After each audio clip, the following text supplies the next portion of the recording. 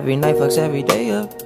Hey guys, what's up and welcome back or welcome to my channel if you're new here. If you are new here, hey, what's up? My name's Dani, and as you guys can tell from the title, I am finally jumping on the bandwagon of doing one of these videos. There have been so many YouTube trends that have popped up within the past 2 years, and I've honestly never done any of them, and it's not for any particular reason, it's just I've never really gotten around to it, but I thought that this one was especially fun. So, as you guys can tell from the title, I asked you guys over on my Instagram to send in some things that you assume about me, both about my personality or my life or my experiences, just really anything. I want to know what you guys thought, and you guys did not disappoint. So first and foremost, if you guys have not yet subscribed to this channel and followed me on Instagram, make sure to do so. My Instagram in particular has been a lot of fun just because I am studying abroad right now and there's a lot to see and lots of travels happening very, very soon. So you guys do not want to miss out on any of that stuff. But we're just gonna jump into these assumptions because you guys definitely sent in some interesting ones.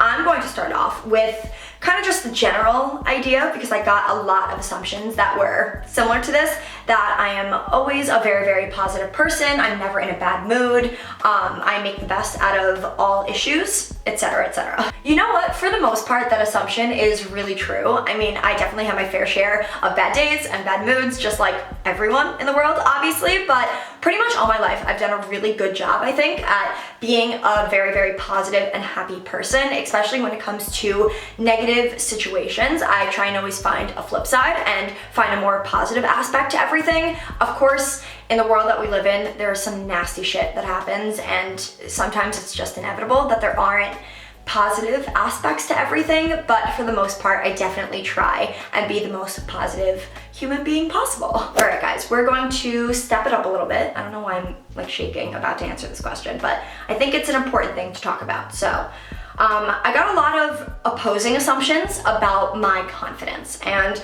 some of you guys seem to think that I am the most confident person in the entire world, and some of you guys think that I have a lot of insecurities, just like you guys. And one girl worded it really interestingly. She said, you have insecurities about your body, like maybe you want to weigh a little bit more. And this is definitely something that I've touched on a little bit in the past, but I haven't touched on it in a while, and I think it's really beneficial. So, I have definitely struggled with my fair share of body image issues, and it's not quite in the way that anyone would really think. When I was in middle school and high school, I struggled a lot with my body image because when I was in 8th grade, a few girls thought it was a good idea to spread a rumor that I was anorexic, and I have never had an eating disorder in my entire life. I'm very grateful to say that, but I have always been super, super thin. I got it from my dad because my dad has a crazy fast metabolism, and because of that, I have a really, really fast metabolism. And all throughout elementary school, middle, and high school, I had a really, really hard time gaining weight. I could eat anything and I would not gain more than a pound. And I could drink protein shakes every single morning, which I did all throughout middle school and high school, and it still wouldn't make a difference. And that rumor that those girls spread took a serious toll on my mental health and how I viewed myself, because I knew that there was not really much that I could do to change how I looked because I was doing literally everything possible, and that really hurt a lot. And that was kind of just the beginning of all of those issues, because I had another really bad experience in 10th grade when I was at an airport with this drunk woman who accused me of not eating, and it was just a lot. So I have a plethora of stories that if you guys want to hear, I honestly would be glad to do a video on them because I think it's a really important topic to talk about.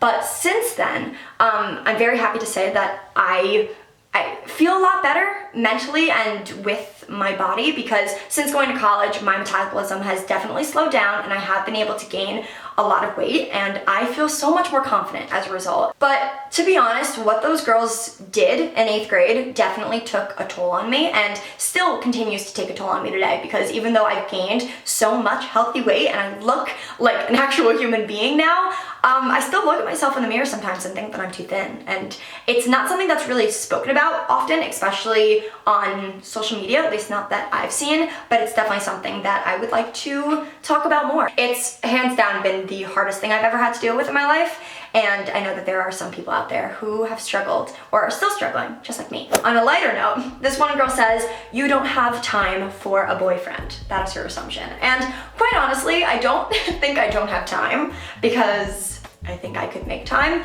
but I'm not in a rush. And I think that is the key, because I don't like to live my life on a timeline, and I figure when the right person is ready for me, then I'll just be here waiting, I guess. But as for not having enough time, I don't think that's true. This is interesting. One person assumes that I swear a lot, and I definitely would say that I swear more off camera than I do on camera. It's not like it's every other word, but I definitely use my fair share of curse words. One person assumes that being anxious or worried about things sometimes stops me from trying new things. And I think I would say yes and no to this one, because I am one of those people that hates the build up to things. Because, like, for example, going abroad, I hated the build up to going abroad. The fact that I had to wait a whole semester to go abroad really irked me, because I just wanted to not get it over with, but kind of just be there already without all the worrying and what ifs. So, I mean, in that sense, worrying and anxiety definitely does affect me, but it doesn't necessarily affect me from trying new things. I always end up doing the things that I'm anxious about.